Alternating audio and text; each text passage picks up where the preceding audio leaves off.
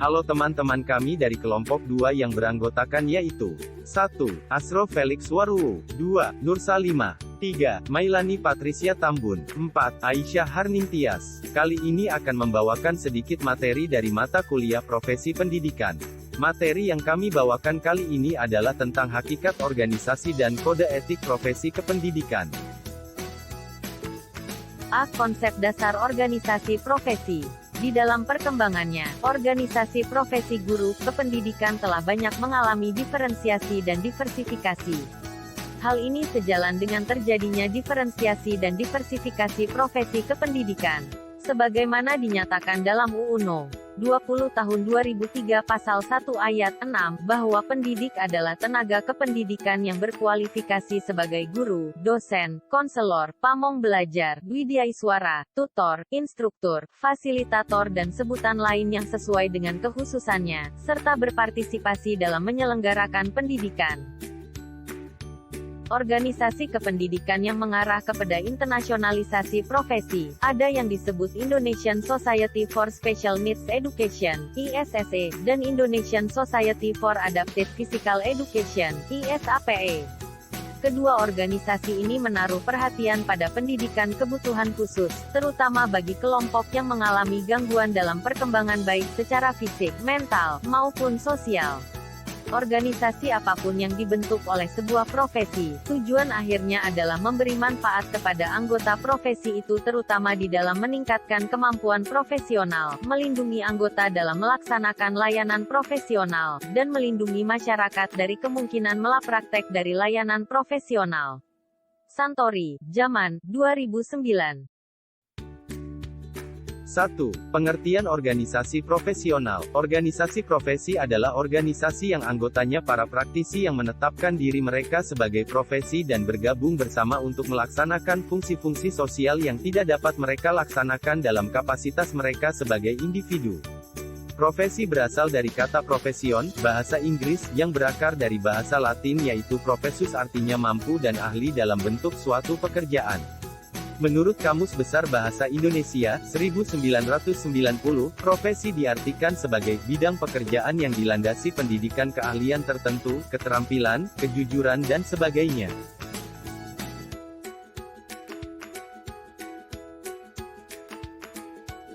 Ditarik kesimpulan bahwa profesi merujuk pada pekerjaan yang akan melahirkan suatu pelayanan keahlian khusus, dengan etika yang tumbuh, norma luhur yang ada pada masyarakat dan berorientasi pada masyarakat secara keseluruhan.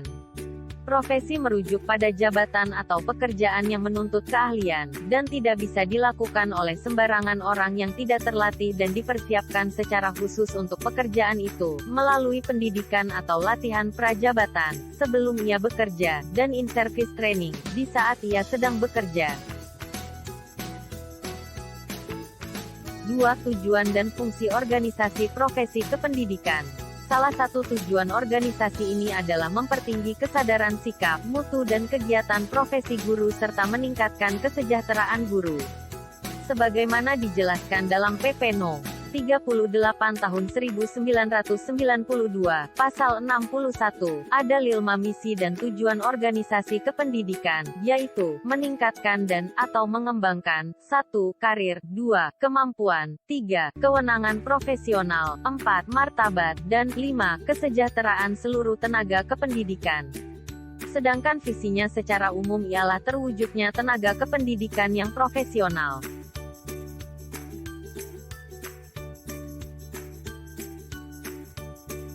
Selain itu, organisasi profesi guru juga mempunyai kewenangan: A. Menetapkan dan menegakkan kode etik guru. B. Memberikan bantuan hukum kepada guru. C. Memberikan perlindungan profesi guru. D. Melakukan pembinaan dan pengembangan profesi guru. E. Memajukan pendidikan nasional.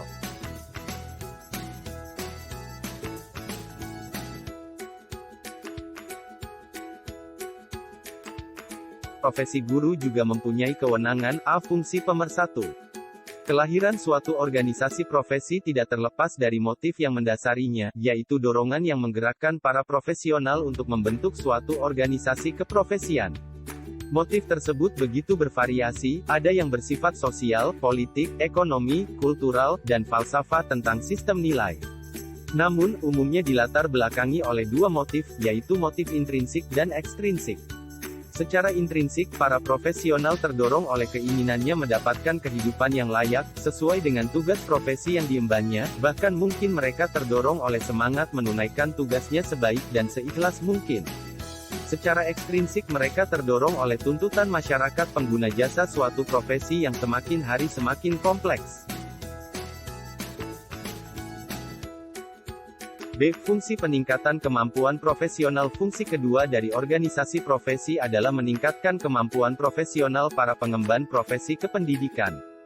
Fungsi ini secara jelas tertuang dalam PP No. 38 Tahun 1992, Pasal 61 yang berbunyi, tenaga kependidikan dapat membentuk ikatan profesi sebagai wadah untuk meningkatkan dan mengembangkan karir, kemampuan, kewenangan profesional, martabat, dan kesejahteraan tenaga kependidikan.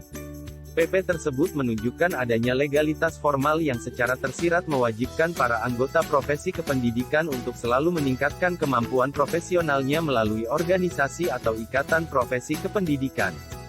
Bahkan dalam UU SPN tahun 1989, Pasal 31, Ayat 4 dinyatakan bahwa tenaga kependidikan berkewajiban untuk berusaha mengembangkan kemampuan profesionalnya sesuai dengan perkembangan tuntutan ilmu pengetahuan dan teknologi serta pembangunan bangsa. Kemampuan yang dimaksud dalam konteks ini adalah apa yang disebut dengan istilah kompetensi, yang oleh Abin Syamsuddin dijelaskan bahwa kompetensi merupakan kecakapan atau kemampuan mengerjakan pekerjaan kependidikan. Guru yang memiliki kemampuan atau kecakapan untuk mengerjakan pekerjaan kependidikan disebut dengan guru yang berkompeten. C. Konsep dasar kode etik kependidikan. Kode etik adalah kumpulan peraturan atau norma-norma atau perbuatan. Kode etik dapat diartikan sekumpulan peraturan atau norma-norma kesusilaan bagi perbuatan tingkah laku. Kode etik profesi keguguran adalah kumpulan peraturan atau norma kesusilaan bagi para guru sebagai pedoman.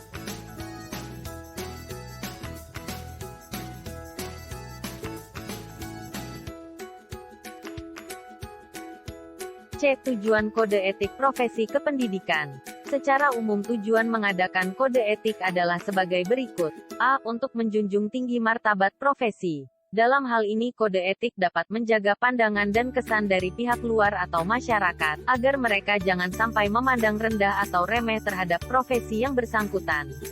B. Untuk menjaga dan memelihara kesejahteraan para anggotanya. Yang dimaksud kesejahteraan di sini meliputi baik kesejahteraan lahir, material, maupun kesejahteraan batin, spiritual atau mental. Dalam hal kesejahteraan lahir para anggota profesi, kode etik umumnya memuat larangan kepada para anggotanya untuk melakukan perbuatan yang merugikan kesejahteraan para anggotanya.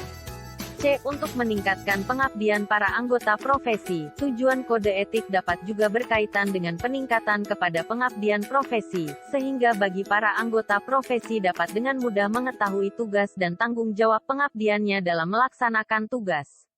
Profesi kode etik juga memuat norma-norma dan anjuran agar para anggota profesi selalu berusaha untuk meningkatkan mutu pengabdian para anggotanya.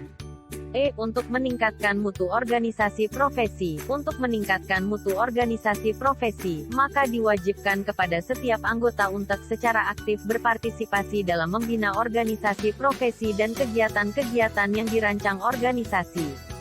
Kesimpulan dari uraian tersebut, tujuan suatu profesi menyusun kode etik adalah untuk menjunjung tinggi martabat profesi, menjaga dan memelihara kesejahteraan para anggota, meningkatkan pengabdian anggota profesi dan meningkatkan mutu profesi. Garis miring terbalik. Konsep dasar kode etik guru di Indonesia. 1. Sejarah kode etik guru Indonesia. Sejarah ini dimulai pada tahun 1971 saat FIP IKIP Malang mengadakan seminar tentang etika jabatan guru.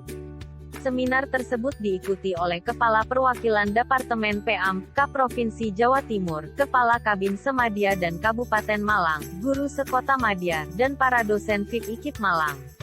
2. Pengertian kode etik. Kode etik guru adalah norma atau asas yang harus dijalankan oleh guru di Indonesia sebagai pedoman untuk bersikap dan berperilaku dalam melaksanakan tugas profesinya sebagai pendidik, anggota masyarakat, dan warga negara. Isi kode etik guru yaitu: 1. Guru berbakti membimbing anak didik seutuhnya untuk membentuk manusia pembangunan yang berpancasila. 2. Guru memiliki kejujuran profesional dalam menerapkan kurikulum sesuai dengan kebutuhan anak didik masing-masing. 3. Guru berusaha memperoleh informasi tentang peserta didik sebagai bahan melakukan bimbingan dan pembinaan. 4. Guru menciptakan suasana sekolah sebaik-baiknya untuk menunjang berhasilnya proses belajar mengajar. 5. Guru memelihara hubungan baik dengan orang tua murid dan masyarakat sekitarnya untuk membina peran serta tanggung jawab bersama terhadap pendidik. 6. Guru secara pribadi dan secara bersama-sama mengembangkan dan meningkatkan mutu dan martabat profesinya. 7. Guru melaksanakan segala kebijakan dan pemerintah di bidang pendidikan. 8. Guru secara bersama-sama memelihara dan meningkatkan mutu organisasi profesi guru sebagai sarana perjuangan dan pengabdian. 9. Guru memelihara hubungan profesi kekeluargaan dan kesetiawanan nasional.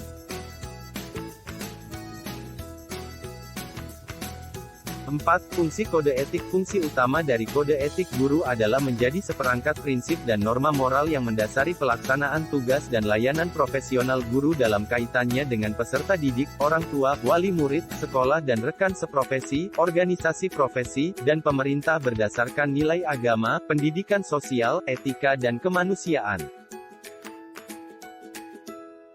5. Sumber kode etik guru. Dalam proses perumusan harus bersumber dari hal berikut.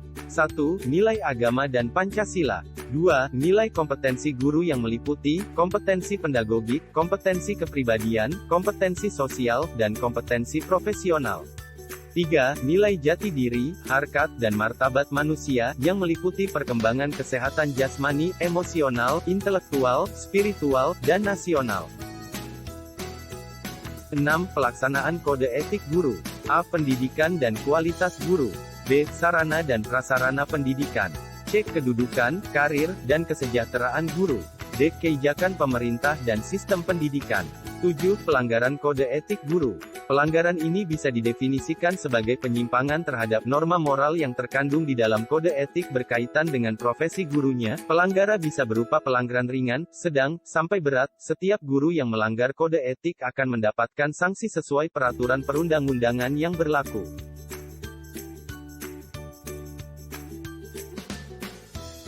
Demikianlah materi dari kelompok 2 mengenai hakikat organisasi dan kode etik profesi kependidikan yang bisa kami sampaikan kepada teman-teman semuanya. Semoga video ini bermanfaat bagi teman-teman yang menontonnya dan terima kasih telah menonton video dari